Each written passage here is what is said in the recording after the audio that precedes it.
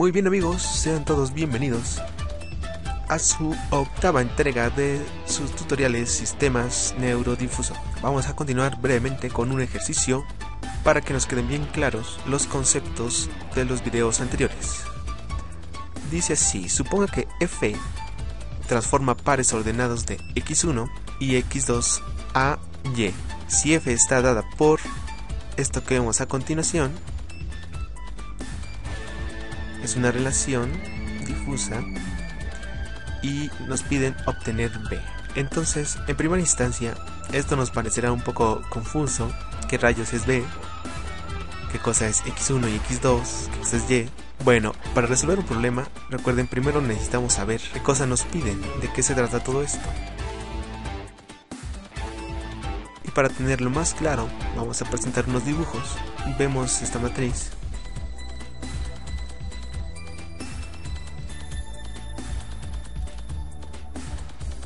¿Qué cosa tenemos que hacer aquí? x1 en sí es un universo, x2 es otro universo, y es otro universo. Y bueno, nos dan también como datos extra un conjunto A1 y un conjunto A2 con los elementos A, B y C y su grado de pertenencia. En el conjunto A2 tenemos los elementos X y Y también con su grado de pertenencia. Ahora podemos deducir que B también es un conjunto. Ok, vamos a verlo mejor con este dibujo. x1 un universo, un conjunto dentro de ese universo, x2 otro universo junto con a2 que es otro conjunto, y tenemos otro universo que vive en el espacio de producto difuso, x1 cruz x2,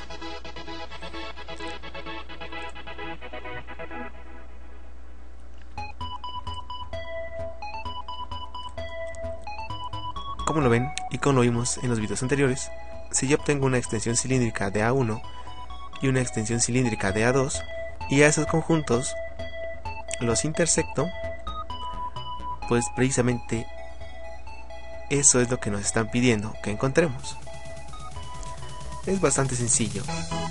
Justamente tienen que hacer lo que les acabo de decir: tener la extensión cilíndrica de A1, extensión cilíndrica de A2, su resultado lo intersectamos y vamos a encontrar precisamente nuestro conjunto B. Y bien, eso se les queda de tarea. Esto debe de ser el resultado. Lo que nos están dando aquí es precisamente el universo. Tenemos aquí el universo x1 cruz x2, el universo Y, representado por la segunda matriz. Este universo, como vemos, tiene muy pocos elementos, solamente tiene 6 elementos, pero es práctico para este tipo de ejemplos. Ahora, como vemos, nuestra función de transformación del lado izquierdo, o nuestra relación, podemos hacerlo, digamos, un poco más simple, sin tanta formalidad, entendiendo que vamos a usar el valor máximo de todas las P's. Como vemos, el valor máximo corresponde a 0.9, entonces ese es el grado de pertenencia del elemento P del conjunto B, y el máximo de todas las Q's, que es 0.5, y por eso el conjunto B tiene un 0.5 en su elemento Q, y por último en su elemento R tiene un grado de pertenencia 0.5.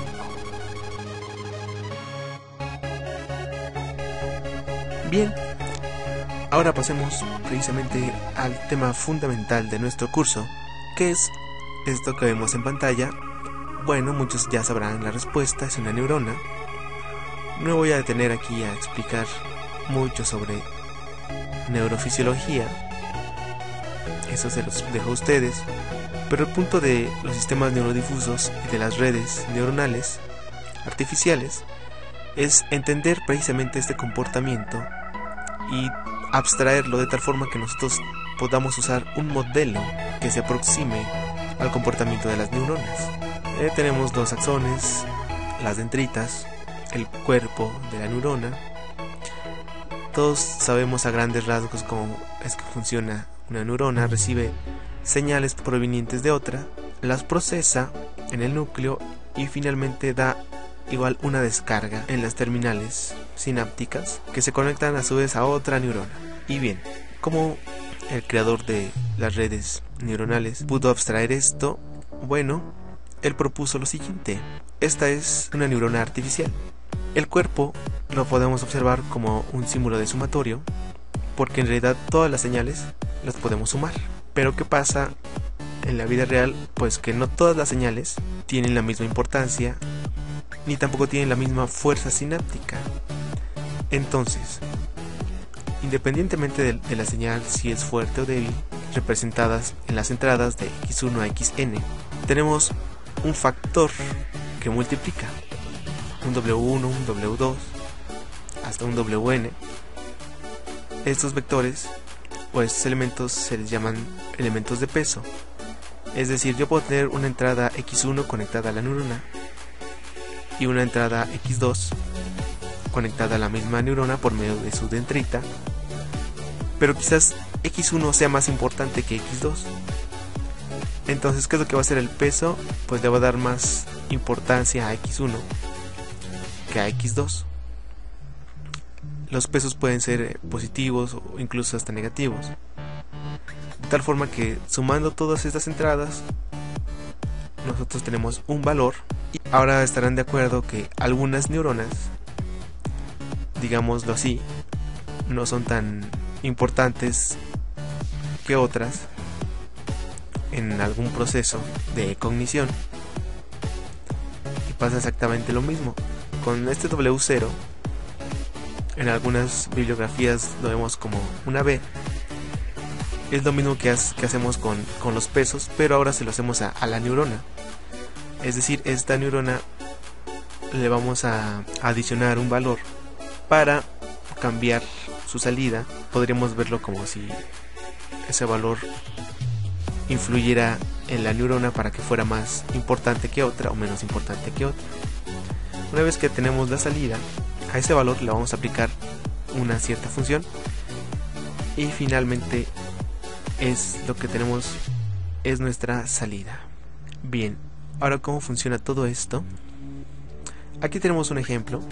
El símbolo de sumatorio es el cuerpo de la neurona y en este caso tiene dos dendritas de entrada, una de salida.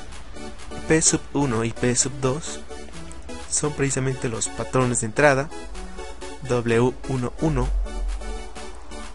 es el peso de la neurona 1, patrón 1. W12 es el peso de la neurona 1, patrón 2. Y viéndolo ahora sí ya con matemáticas, vamos a ir de adelante para atrás. La salida, ¿cómo la podemos representar?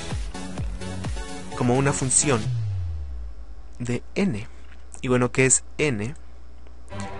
Pues n está dada por esta ecuación. Simplemente, como les decía, multiplicamos el patrón de entrada por su peso y se lo sumamos al siguiente patrón de entrada por su peso y al final adicionamos b, que es el vector de polarización. Lo podemos encontrar en algunas biografías. Es que tanto se activa la neurona, digámoslo así. Si tuviéramos un tercer patrón, un P3, pasaría, simplemente agregaríamos otro término, W13 por P3. Y bueno, si lo vemos en términos de vectores,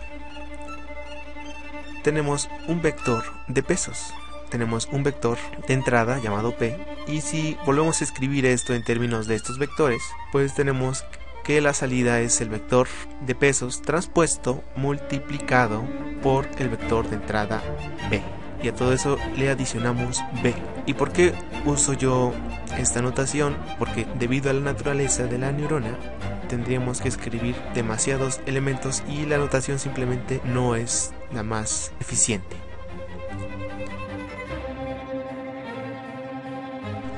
Bien, y si ahora tenemos valores,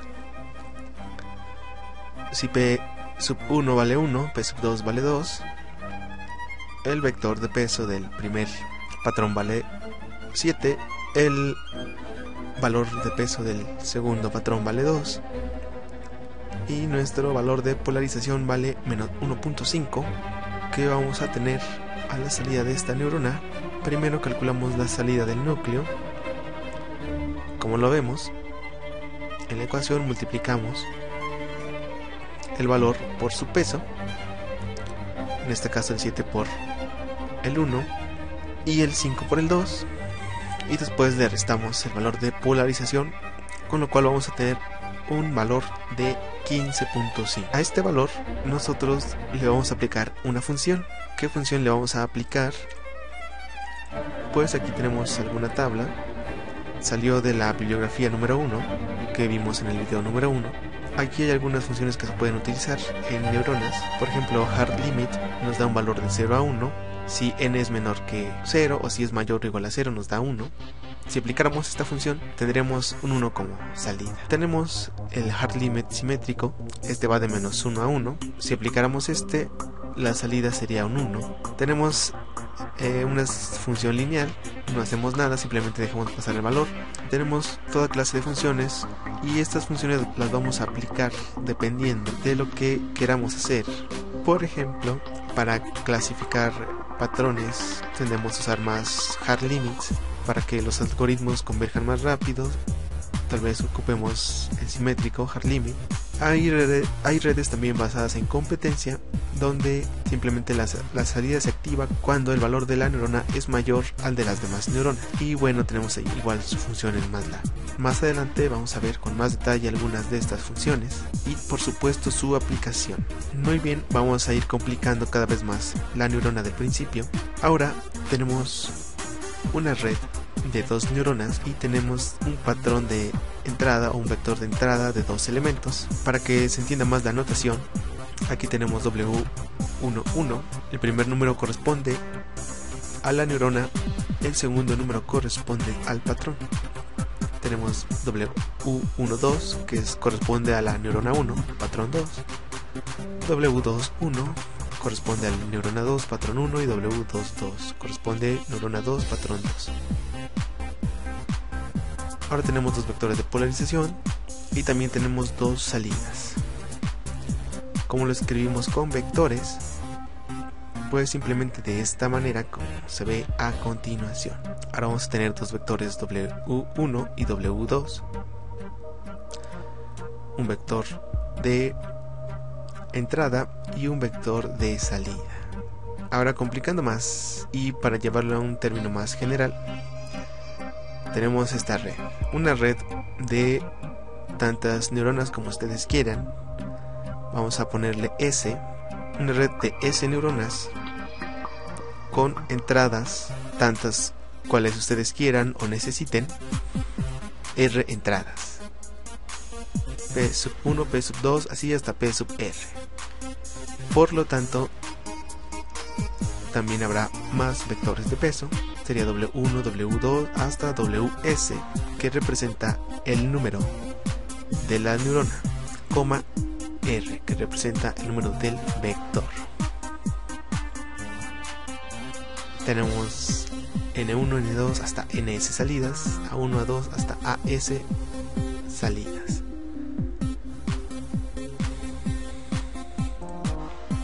Entonces, acomodándolo en vectores, pues nos quedan así, de esta forma como se ve en pantalla. Pero ahora vamos a acomodar los vectores de peso en una matriz W. Como lo vemos, cada fila representa la neurona, mientras que cada columna representa el número de patrón de entrada. Es decir, vamos a tener una matriz con S filas, tantas filas como número de neuronas, por R columnas, tantas columnas como la dimensión del patrón de entrada que nosotros estemos usando. Otra forma de ver a W, como lo vimos en el caso anterior, de los vectores W1, 2, 3, así hasta S, es precisamente transponerlos.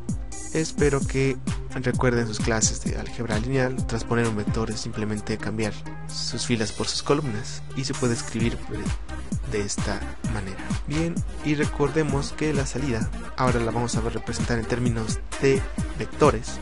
La salida n es igual al producto del vector p por la matriz W. Si no recuerdan cómo hacer multiplicación de vectores con matrices, les voy a dejar un enlace en la descripción del video para que recuerden o aprendan cómo hacerlo. Y a cada una de las salidas le vamos a sumar los respectivos valores de polarización B. Y bien, el vector final A es que a cada valor le vamos a aplicar una función de las que vimos anteriormente. Con esto terminamos la parte de la notación. Pero ahora, ¿qué pasa si nosotros tenemos otro arreglo de neuronas en serie, es decir, al frente? Pues se le conoce como capas. En los ejemplos anteriores eran redes de una sola capa, pero pueden ser de tantas capas como ustedes requieran, o como tan complicado sea el problema a resolver. ¿Qué es lo que pasa con la notación de las siguientes capas? Simplemente agregamos un superíndice. Se conserva la notación, salvo que agregamos un superíndice. Veámoslo en este ejemplo. La segunda capa, la salida, es igual a la función. Podemos cambiar de función también. Agregamos un superíndice 2 por, ahora vamos a tener otra matriz de pesos correspondiente a la segunda capa, y como se ve gráficamente, nuestro vector de entrada va a ser la salida de la capa anterior. En este caso la capa anterior la denotamos con una A sub 1 a la salida, y en la tercera capa la salida es igual a una tercera función del producto de nuestra matriz de pesos de la tercera capa por la salida de la segunda capa, que es A sub 2, el vector de polarización de la tercera capa, por eso tiene un superíndice 3. Y bueno, todo esto lo podemos ver en la final de la ecuación, simplemente sustituyendo, quedaría de esta forma. Y bueno, con esto terminamos nuestra octava entrega de sus tutoriales Sistemas Neurodifusos. En el siguiente tutorial veremos un ejemplo más claro de una red sencilla, y como lo vimos aquí, lo iremos complicando cada vez más para entender mayor los conceptos y para tener un mayor dominio de las redes neuronales y los sistemas neurodifusos. Si te gustó, recomiéndaselo a un amigo. Si no te gustó, recomiéndaselo a un enemigo. Hasta la próxima.